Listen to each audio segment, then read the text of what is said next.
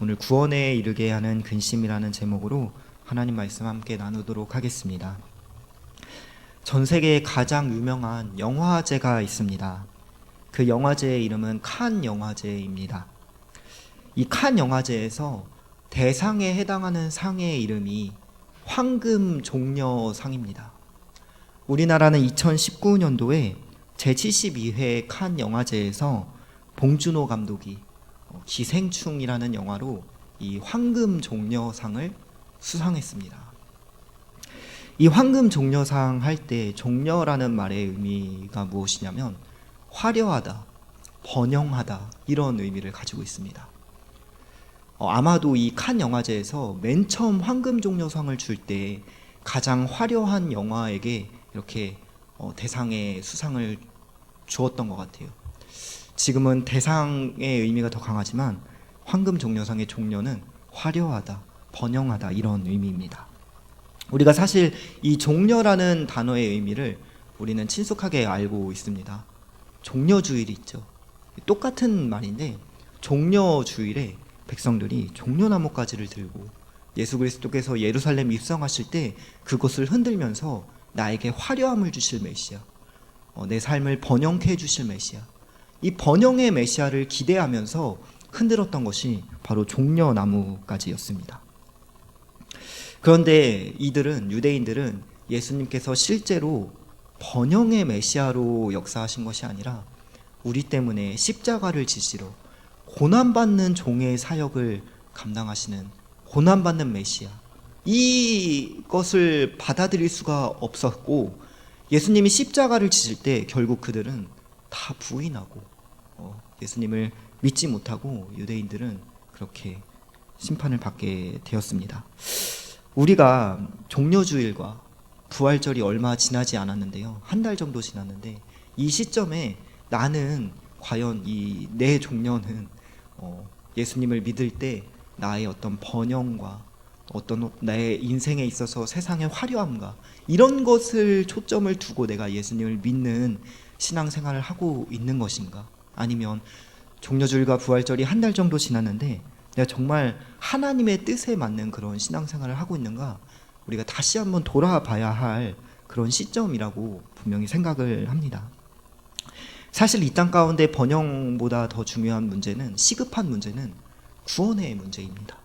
우리가 영적으로 살아나는 문제가 훨씬 더 시급한 문제입니다. 오늘 본문 말씀은 사실 간단한 한 구절 간단한 말씀이에요. 어떤 말씀이냐면 우리를 죽이는 세상 근심이 있고 우리를 살리는 구원에 이르게 하는 근심이 있다는 건데요. 다시 한번 제가 읽어보도록 하겠습니다. 10절, 하나님의 뜻대로 하는 근심은 후회할 것이 없는 구원에 이르게 하는 회개를 이루는 것이요 세상 근심은 사망을 이루는 것이니라. 아멘. 우리가 예수님을 믿어도 세상의 어떤 근심, 세상의 번영을 위한 근심으로 이렇게 믿는다면 우리를 결국 점점 죽게 만든다라는 것을 알 수 있고, 반대로 우리를 구원에 이르게 하는 더 생산적이고 더 거룩한 구원에 이르게 하는 근심이 있다는 이 근심의 두 가지 영역을 우리가 오늘 본문을 통해 깨달을 수 있게 됩니다. 우리가 오늘은 구원에 이르게 하는 근심이 그럼 구체적으로 무엇이 있는가, 이것에 대해서 간단히 몇 가지만 좀 살펴보고자 합니다. 그러면 구원에 이르는 진짜 생산적인 근심의 첫 번째는 무엇인가? 첫 번째는 주님을 기쁘시게 하는 것이 무엇인지 근심한다는 거예요. 다시, 주님을 기쁘시게 하는 것이 무엇인지 그것에 대한 근심이 우리를 살리는 근심이라는 것이죠.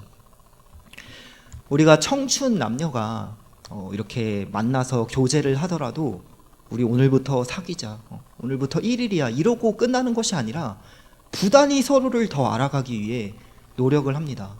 이 친구의 생활 패턴은 무엇이고, 식습관은 무엇이고, 삶의 어떤 버릇은 무엇이고, 이런 것을 점점 알아감으로써 상대방의 기쁜 그런 행동으로, 그런 더 깊은 교제로 나아가기 위해서 서로를 더 이렇게 알아가는 과정이 필요합니다.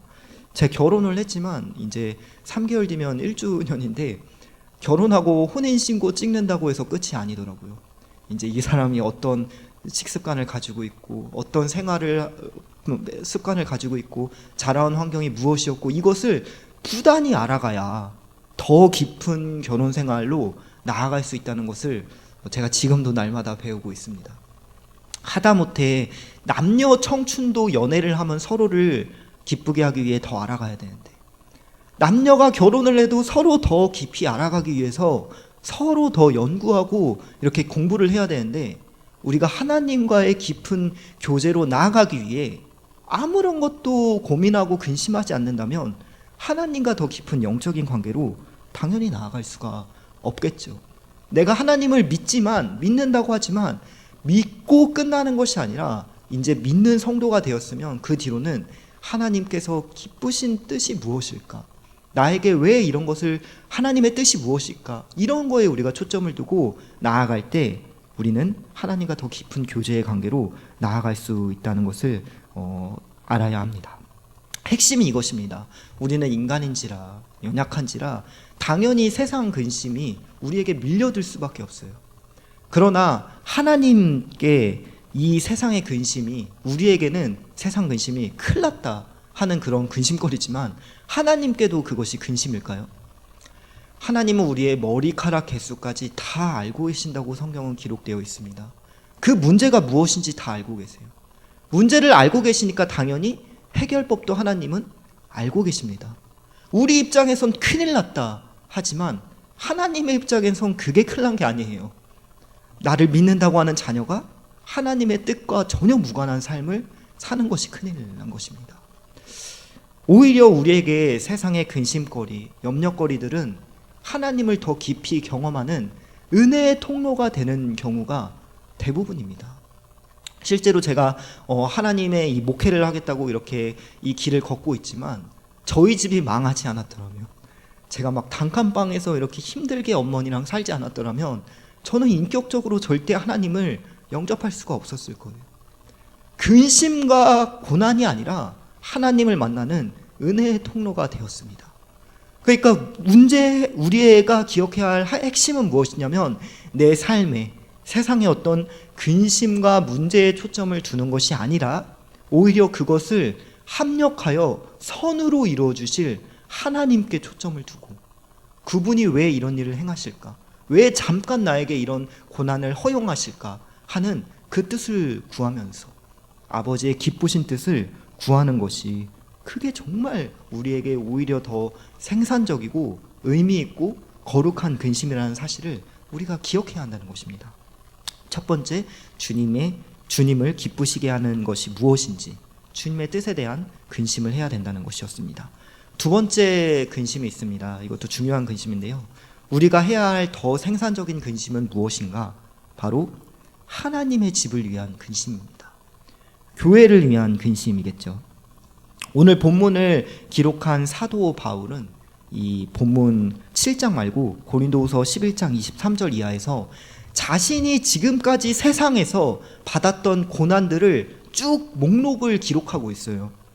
어떤 고난을 당했는지 보니까 옥에 갇히기도 수없이 갇혔고, 매도 수없이 맞아봤고, 유대인들에게 40에서 한 대를 감한 그런 매를 5번이나 맞았고, 3번 태장을 맞았고, 돌로 맞았고, 3번 파선하고, 일주일 주야를 깊은 바다에서 지내고, 강도의 위험, 동족의 핍박, 이방인의 핍박, 시내에서의 위험, 광야에서의 위험, 강과 바다에서의 위험, 무수히 세상에서 근심과 걱정거리가, 고난이 자기 삶을 지배했다고 이렇게 쭉 목록을 열거하면서 우리에게 소개하고 있습니다. 그런데 정말 중요한 말씀은 그 이제 후반부 고린도후서 11장 28절 말씀인데요. 사도 바울은 이제 이렇게 고백합니다. 이런 모든 일은 고사하고서라도 아직도 날마다 내 속에 눌리는 것이 있으니 곧 모든 교회를 위하여 염려하는 것이라. 아멘. 사도 바울은 이게 무슨 의미냐면, 사도 바울은 내가 이런 세상에서 많은 근심과 고난거리들을 겪었지만 이런 거 다 고사하고서라도, 이런 거 다 제쳐두고서라도 지금도 나에게 가장 근심거리, 지금도 내 속에 눌리는 근심이 있는데 그게 뭐래요? 곧 모든 교회를 위하여 염려하는 것이라. 사도 바울을 한마디로 정의하자면 사도 바울은 교회에 미친 사람이라고 할 수 있습니다. 그는 교회에 미쳤던 사람이에요.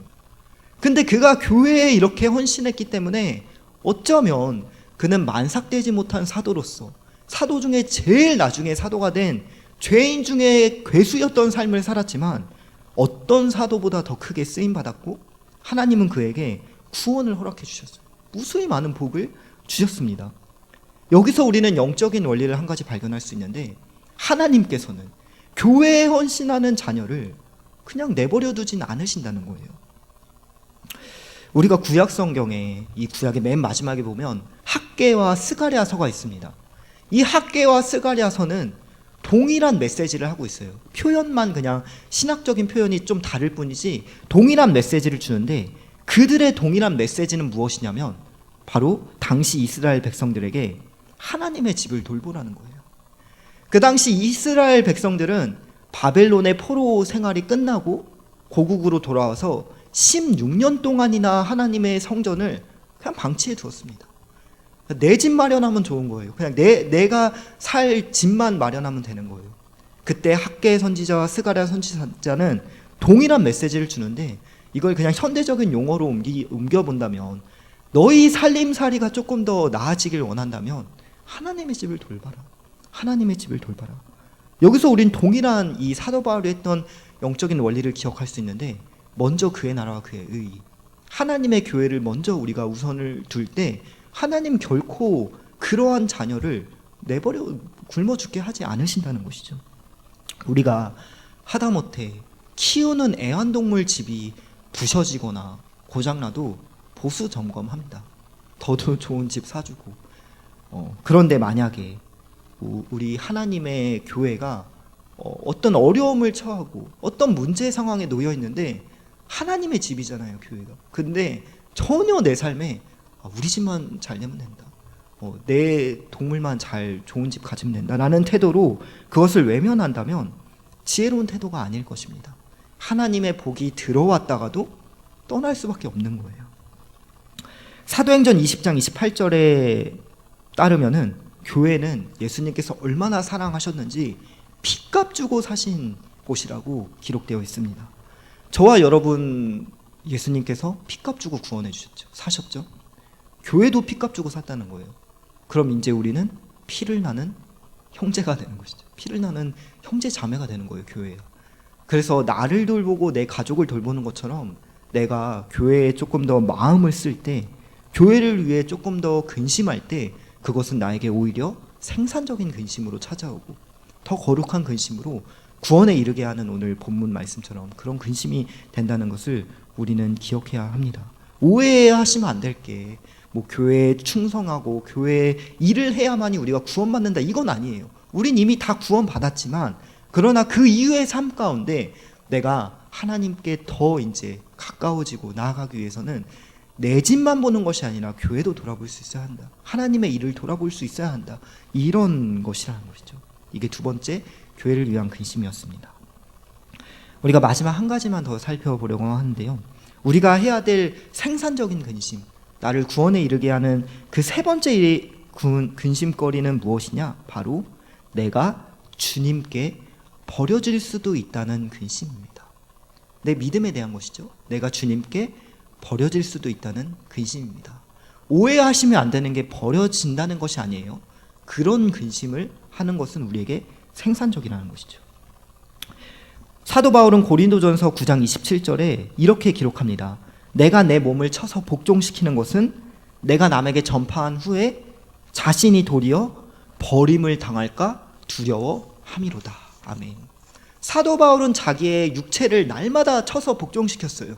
왜 그럴까요? 사도 바울이 기록하기로 내가 도리어 버림받을까 봐, 내가 믿음에서 이탈되어서 도리어 내가 버림받을까 봐 그는 날마다 겸손하게 자기 믿음을 돌아보았고 자기 육체를 이렇게 쳐서 복종시켰던 그런 사람이었습니다.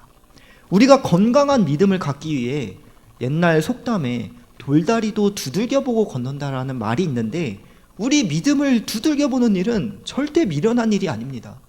내가 버림받을지 않을지라도 버림받진 않지만 그러나 내 태도는 내가 구원에서 이탈할 수도 있다. 내가 버림받을 수도 있겠다. 이렇게 살면 이 근심을 가지고 맨날 내 믿음을 돌다리 두들기듯이 두들려보는 태도는 굉장히 겸손하고 지혜로운 태도라는 것이죠. 우리가 이 자리에 믿음을 가지고 있기 때문에 다 앉아 있죠. 지금 이 시간에 구별되어서. 그러나 믿는다고 아는 것과 삶의 실제 가운데 내가 정말 살아있는 믿음을 갖는 것과는 별개일 수 있다는 거예요. 너무 어려울 수 있다는 거예요. 그렇기 때문에 날마다 내가 지금 이 순간에도 정말 이 건강한 믿음을 갖고 있는가 두들겨 보는 일은 굉장히 중요하다는 것을 우리는 기억해야 합니다. 안타깝게도 성경에 버림받았던 인물들이 무수히 많아요. 사실은 대표적으로 가룟 유다 같은 사람도 예수님의 그 사도로까지 부름받았지만 믿음이 충만한 사람이었지만 그는 결코 구원에서 이탈당하게 됩니다. 예수님 시대의 종교 지도자들이었던 바리새인과 서기관들도 하나님에 대한 신앙이 독실했단 말이에요. 그런데 예수님께서는 그들 가운데 회칠한 무덤이다, 겉으로만 믿음이 있지 속은 무덤이다 라고 정죄하시면서 화 있을진저 그들은 다 심판받게 됩니다. 구약 성경에도 우리가 잘 아는 인물 중에 사울 왕이 있겠죠. 사울 왕은 하나님께 은혜 받고 이제 기름 부음 받은 왕으로까지 세워지지만 어떻게 되죠? 버림받게 됩니다.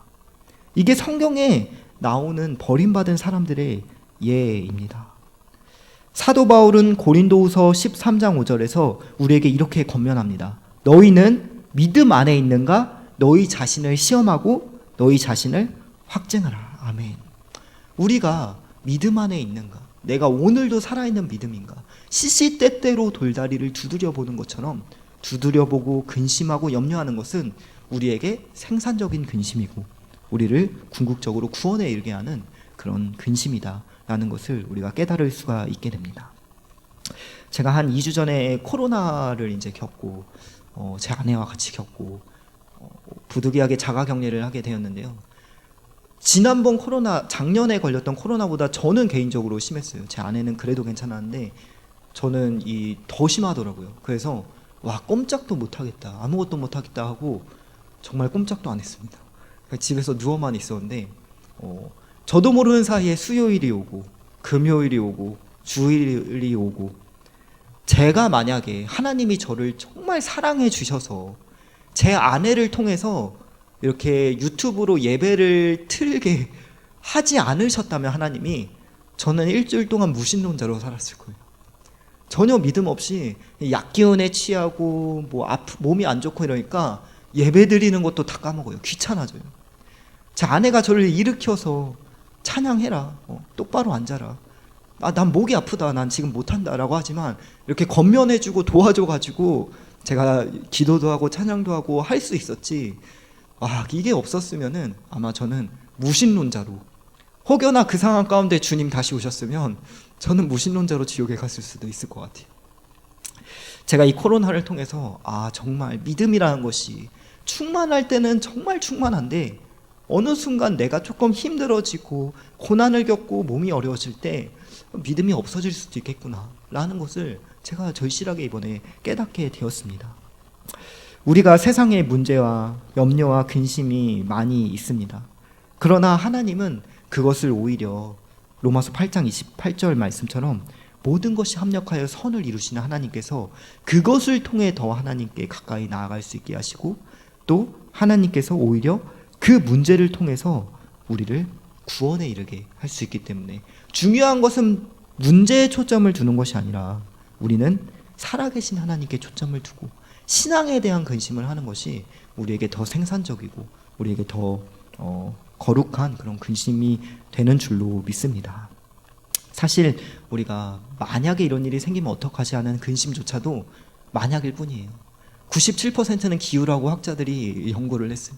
97%는 일어날 일이 아닌데 괜히 근심하는 거예요. 그러니까 이왕 근심을 할 거면 최대한 세상 근심이 아니라 영적인 근심, 신앙의 근심을 함으로써 우리가 더욱더 아버지께 가까이 나아가는 저와 여러분 되시기를 주님의 이름으로 축복합니다. 제가 기도하겠습니다. 살아계신 아버지 감사합니다. 오늘 말씀을 통해서 우리가 정말 해야 될 근심을 깨닫습니다.